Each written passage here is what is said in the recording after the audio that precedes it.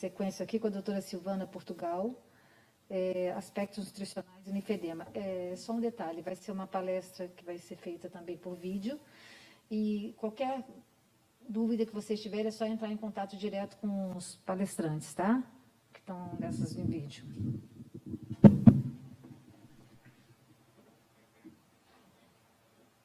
Olá, bem-vindas ao primeiro Encontro Nacional de Pessoas com Linfedema. Meu nome é Silvana Portugal, eu sou nutricionista, sou pós-graduada em Nutrição Clínica Funcional e também em Fitoterapia Funcional, onde a gente pode atuar aí com toda a clínica do paciente e também usar as plantas que têm um grande fator positivo no tratamento da pessoa com linfedema também.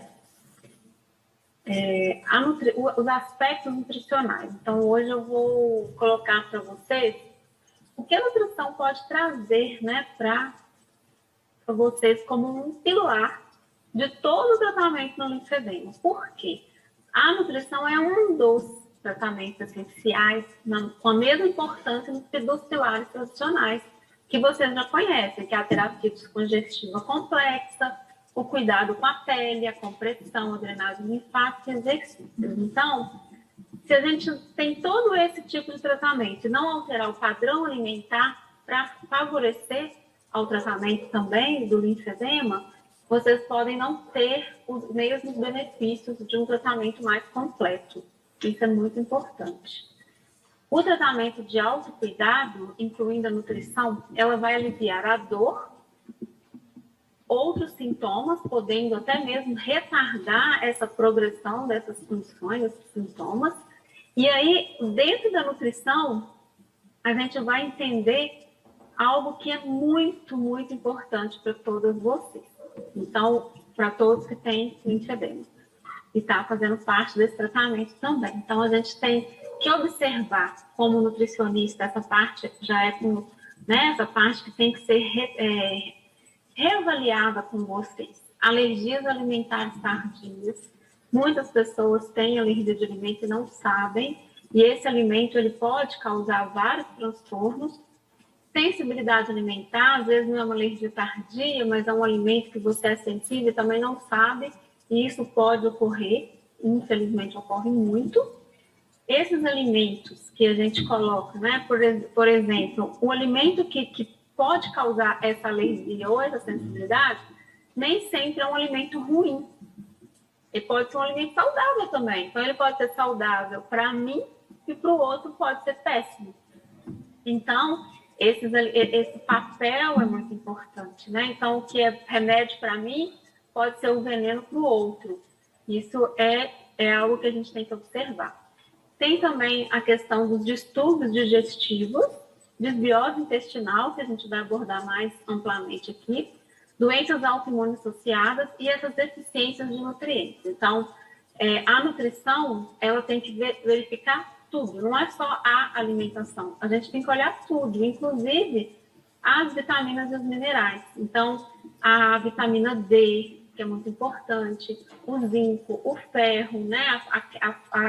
A baixa de ferritina, ela pode causar queda de cabelo, pode causar outros transtornos, anemia, e piorar também essa questão de toda a doença, né? Todo o linfedema. E a gente avalia esses nutrientes, esses níveis de nutrientes, junto com exames. Então, geralmente, em consulta, eu solicito alguns exames para avaliar todos esses nutrientes e como você está funcionando. Então, como funciona, como está o pâncreas, se a insulina está dentro do ideal, se a glicose está ok, se a sua tireoide está funcionando muito bem, se o fígado está precisando de alguma coisa, algum reforço, algum antioxidante específico. Então, tem como fazer uma avaliação muito ampla. E isso é muito importante, é muito benéfico também. Essas boas escolhas, até coloquei uma foto aí bem, bem interessante, né? Que algumas pessoas, eu vou comer uma salada, eu prefiro comer uma bolacha, um biscoito. Essas boas escolhas dentro da alimentação é a segunda parte que o nutricionista vai explicar para vocês. Então, eu tenho que trabalhar como nutricionista toda essa questão que eu disse antes, e mais a alimentação. E essa alimentação, ela tem que entrar junto com todo o tratamento. E é muito importante que vocês vão perceber que a longo prazo vocês vão melhorar os sintomas, a saúde em geral, a qualidade de vida, o atraso nas mudanças associadas para estágios mais avançados, reduz o risco de desenvolver sintomas para aqueles que já estão em risco, e uma grande variedade também de alimentos saborosos e satisfatórios podem fazer parte da sua rotina alimentar. Não é só tirar, né? Na nutrição a gente não retira somente, a gente coloca muita coisa. Eu preciso de nutriente, então eu preciso de alimentos que ajudam, que auxiliam, que vai melhorar todo o meu sistema imunológico, que vai melhorar todas as questões nutricionais, que vai melhorar até o meu humor. Por incrível que pareça, a nutrição, ela pode melhorar até o humor da pessoa. Então, tem muitas pessoas que acham que nutrição é só dieta. Eu nem gosto de falar essa palavra dieta, porque já é algo muito restritivo. A gente fala tratamento e a gente coloca as boas escolhas para vocês.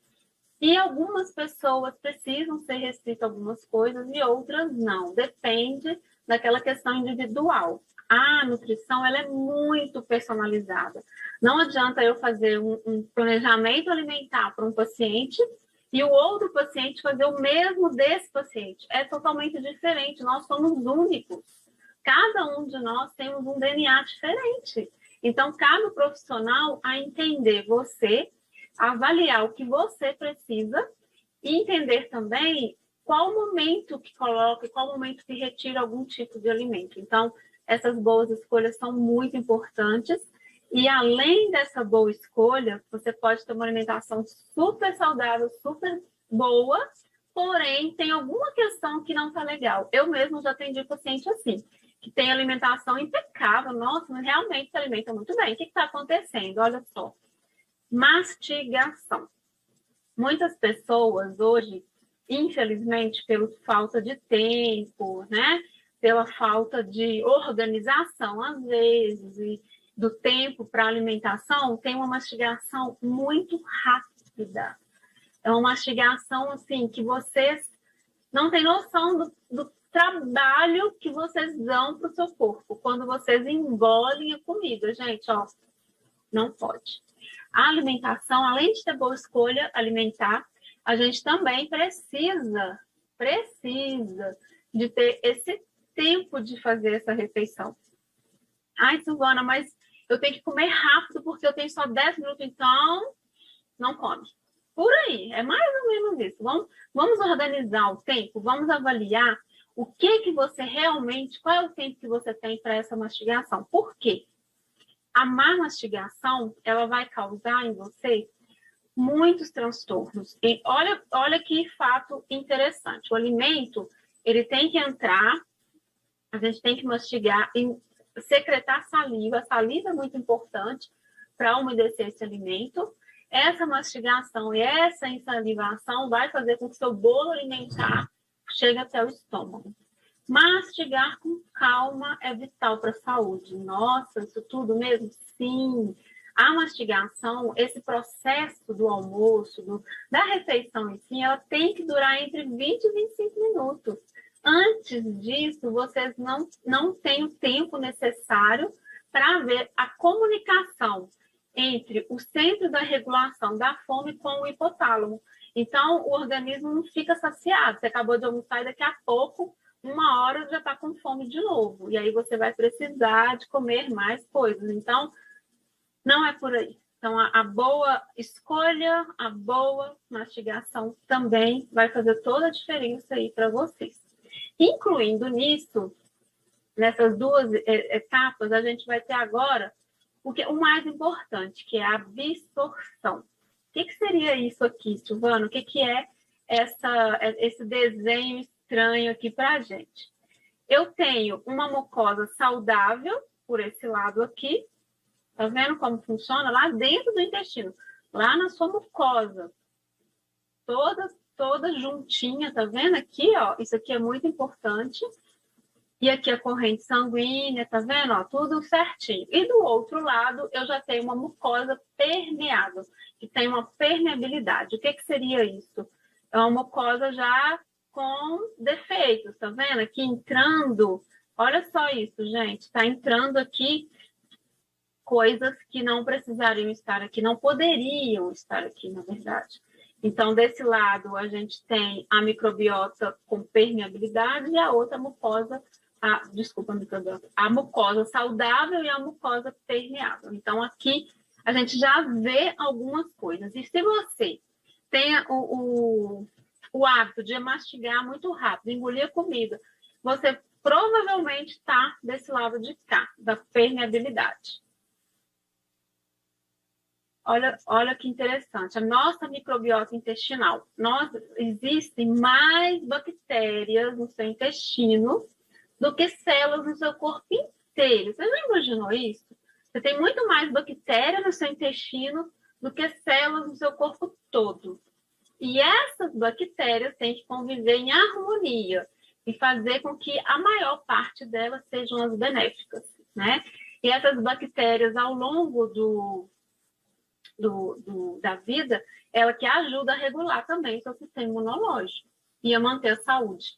A saúde começa aqui. Se você não tem uma boa digestão, uma boa escolha, uma boa mastigação, você não vai ter uma boa absorção. E aí interfere em vários setores aqui também. Aqui já tem um lado que é a saúde do intestino. Então, eu tenho um lado bagunçado, que tem fungo, que tem uma deterioração intestinal, toxina, tá vendo como é estranho? E o outro lado, eu tenho um intestino muito saudável. Olha o tipo de alimentação que esse lado consome e o outro lado consome também. Então, o intestino saudável, né? A parte do intestino de uma alimentação boa, inclui toda essa parte desses alimentos que são os alimentos anti-inflamatórios, que eu vou falar daqui a pouco, e incluindo também as fibras pré-bióticos e probióticos. Então, aqui, não sei se vocês já ouviram falar em probióticos, mas a gente tem uma gama de bactérias muito importantes e que a gente pode colocá-las também no nosso dia a dia, desde que bem colocada. Não é para todo mundo, tá? Eu não indico assim, um probiótico para quem nunca tomou probiótico antes e não fez um trabalho antes. Tem que fazer uma limpeza, tem que trabalhar o intestino e depois colocar o probiótico, tá? Infelizmente, hoje é muito fácil achar probiótico em qualquer lugar para comprar, porém, a gente pode manipular. Geralmente, para os meus pacientes, eu manipulo de acordo com a necessidade deles, porque eu tenho probiótico para resistência insulínica, eu tenho probiótico para pele, eu tenho probiótico para cabelo, tem tudo, gente, é incrível. Mas é de acordo com você, não é para todo mundo. Então, quando a gente tem que colocar uma boa alimentação, uma boas escolhas alimentares, a gente também pode colocar para favorecer esse intestino, habitando ele com bactérias boas também. Outra coisa importante, vou até voltar aqui só para falar antes. Quando a gente fala que a boa escolha para colocar o alimento na boca, a gente também tem que saber excretar, evacuar de uma forma mais saudável. O que é isso, Silvana? Como assim? Então, é exatamente isso aqui, ó. Escala de Bristol é uma característica das fezes que vocês precisam entender. Aqui vocês vão conseguir saber onde vocês estão e eu tenho que perguntar isso para meus pacientes para entender onde que eu tenho que trabalhar com ele também. Então, a gente tem 7 tipos de características de fezes aqui, e onde o tipo 1, ele vai causar... Aqui eu já sei que você tem alergia ou intolerância alimentar e uma péssima alimentação.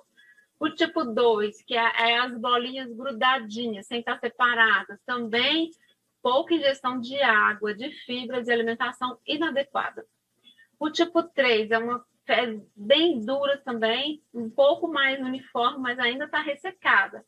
E aí inclui também a pouca ingestão de água e fibras e alimentação inadequada. O tipo 4, que é o melhor de todos, que é o que eu espero que vocês tenham, é uma ingestão de fibras mais água adequada e alimentação diversificada, uma alimentação saudável, uma alimentação que vai trazer benefícios para o corpo. O tipo 5 é ingestão elevada de gordura, mais formação excessiva de gases. O tipo 6 é uma alergia e ou uma intolerância alimentar e um aumento de consumo de gordura também. E o tipo 7 já é, com certeza, alergia ou intolerância alimentar, péssima alimentação ou contaminada, aquela diarreia mais líquida mesmo. Então, o corpo ele faz isso. Então, se você mastiga bem, tem boas escolhas, você tem o tipo 4. Se não é o tipo 4, a gente vai ter que conversar e avaliar o que está acontecendo, porque esses outros tipos de fezes aqui, eles têm que ser trabalhados também para você conseguir ter uma saúde intestinal adequada. A alimentação anti-inflamatória é para descansar as nossas células. Mas, Silvana, o que é anti-inflamatório? O que seria isso?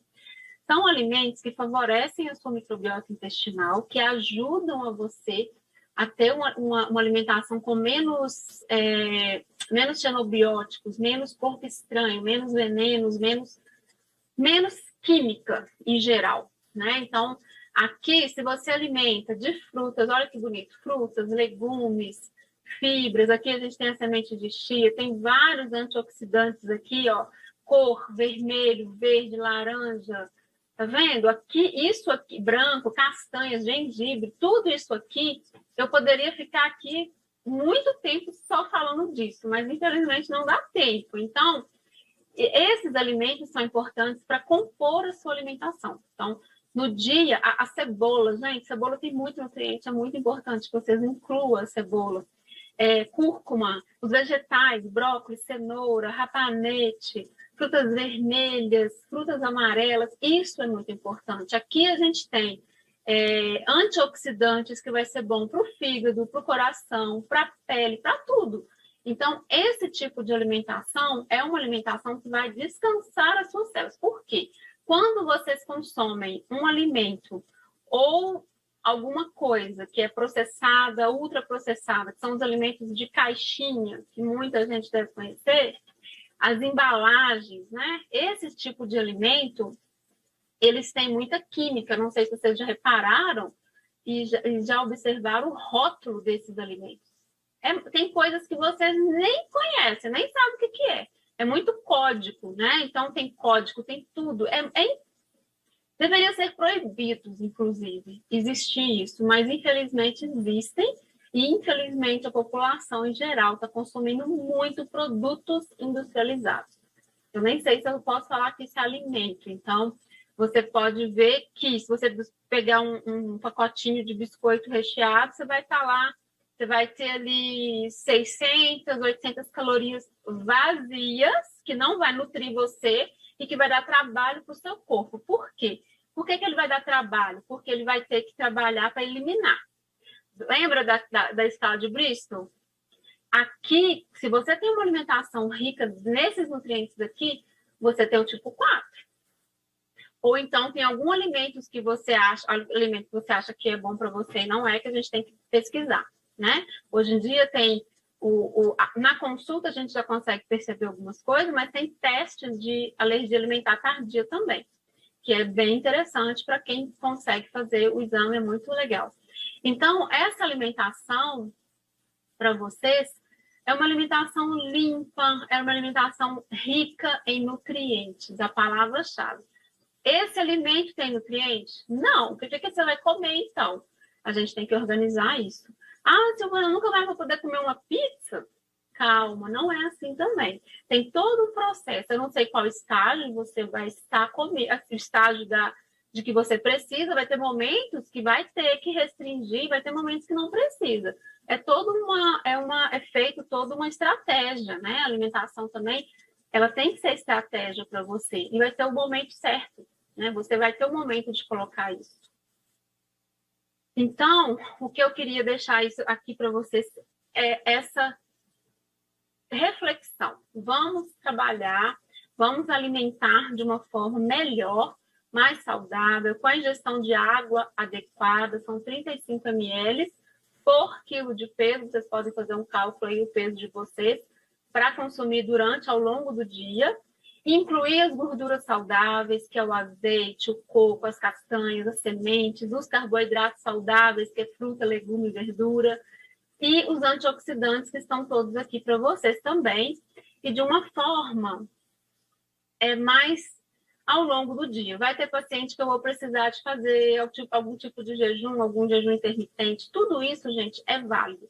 Tudo que existe é muito bacana, porém, o que é melhor é feito para você. O seu é o melhor. Então, depende muito. Não adianta ficar pegando o tratamento de um ou do outro, querendo fazer e ter o mesmo resultado, que às vezes aquele alimento que é bom para aquela pessoa é péssimo para você. Então, a nutrição, ela apoia vocês nesse sentido de trabalhar essa alimentação para ela ser leve, para ela ser nutritiva e para que você consiga diminuir aí as inflamações também. Por quê? O intestino doente, ele provoca mais inflamação no seu corpo, ele desorganiza todos os seus órgãos, ele vai desorganizar aí até o cérebro, até a sua mente, até vai te deixar ansioso, irritado, nervoso. Então, por isso que eu falei no início que a alimentação também muda o humor. Então, a gente precisa ter essa consciência. Então, é isso que eu quis deixar para vocês. Eu sei que é rapidinho, porém, estou aqui à disposição. Se alguém tiver alguma dúvida, quiser perguntar. E também tem os meus canais aqui de comunicação, que vocês também podem entrar em contato comigo. E eu gostaria muito de agradecer ao Crefito, à Selecta, o apoio da Selecta e da Abralinfa pelo convite e por estar proporcionando esse conhecimento a todas vocês. Ok? Muito obrigada. Um bom evento para todos.